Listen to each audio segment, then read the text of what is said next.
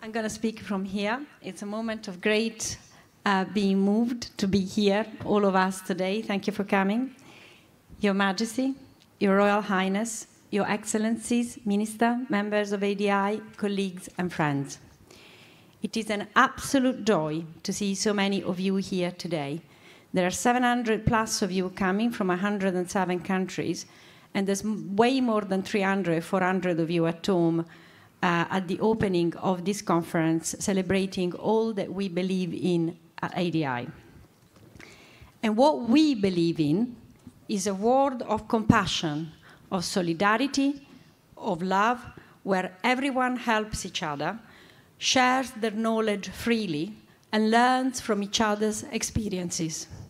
We believe in the importance of human memory, which allows us to remember, learn and pass on our knowledge to a broader group and to a younger generation. And I'm having a problem with my speech here because it's not quite working. We work incessantly to ensure that Alzheimer's and dementia, which rob us of our memories, are recognized as the global health emergency they are, and that families all over the world will now have to live the complexities of this disease and this condition alone and without help. We learn and we sing and we dance, and we'll have a lot more of that later, and we reminisce and we smile, and we work just a little harder every day. This conference is titled Dementia Insights, Innovations and Inspirations. We are on the cusp of big changes in our community, which bring us big hopes.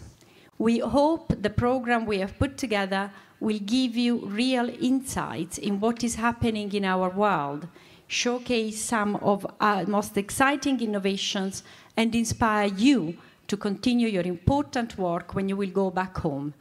Whether you live with dementia, you care for a loved one, are a care professional, a clinician, a researcher, an elected official or government representative, if you work in pharma, in discovery, in innovation, in care, we hope that you will go back having made new friends with a spring in your step, ready to contribute your bit to make our world a better place. In this opening ceremony, I would like to thank all those who are here in person for having made the journey. And in particular, I would like to thank Her Majesty Queen Sofia of Spain and Her Royal Highness Princess Muna of Jordan for being our ambassadors and for being with us today. This means a lot to us.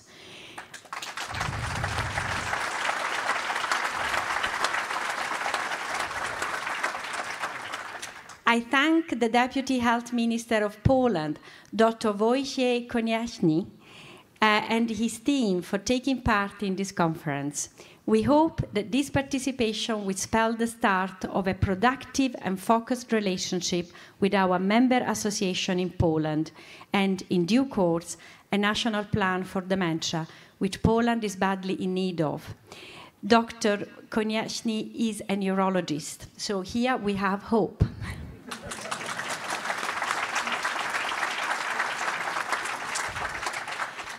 I would like to send a Get Better Soon thought to Dale Goldock, our chairman, that as I speak is on his way back to Canada. He didn't feel well yesterday, so he has had to withdraw from the conference.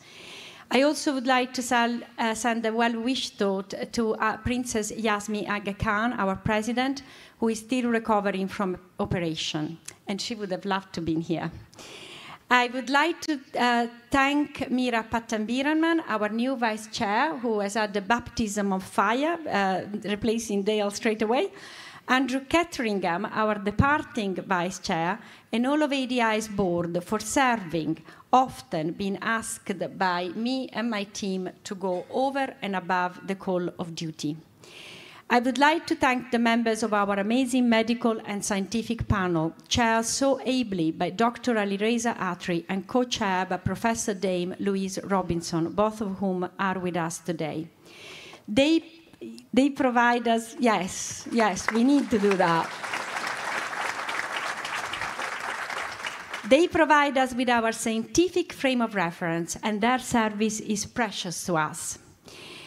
I would like to thank our newly formed Global Dementia Expert Panel Group, chaired by Emily Ong, to which I have to apologize that I had to leave the previous plenary session in a rush for, which will hopefully provide us with a broader perspective on all issues related to people living with dementia and families going forward.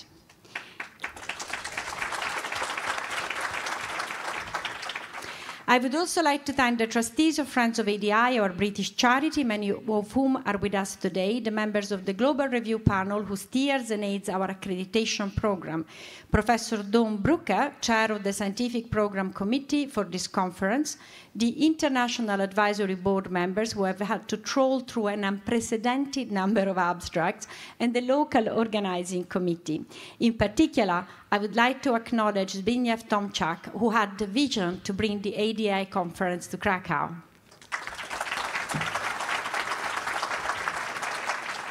I would also like to thank our donors and sponsors, and in particular Biogen, Eli Lilly and Company, and Novo Nordisk.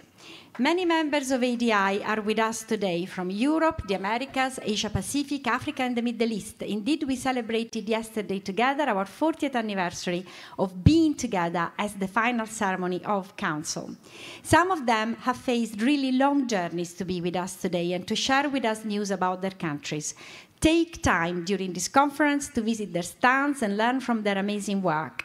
Whether in a big country or in a little one, their work is invariably of the highest standard, the most wonderful to witness.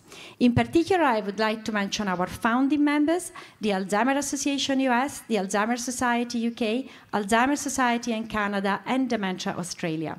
In this 40th anniversary year, we have to remember that they were the ones that first had the intuition 40 years ago that we really need a global body to fight everyone's corner at the highest possible level. I would also like to mention our founder, the late Jerry Stone. Last but not least, I would like to thank my amazing team at ADI, all of whom are here at the conference today. Please take time to get to know them. Each is a powerhouse of energy and of activity and make us the successful organization we are. In particular, Jane Ciborra and Megan Anderson, who are the real organizer of this conference.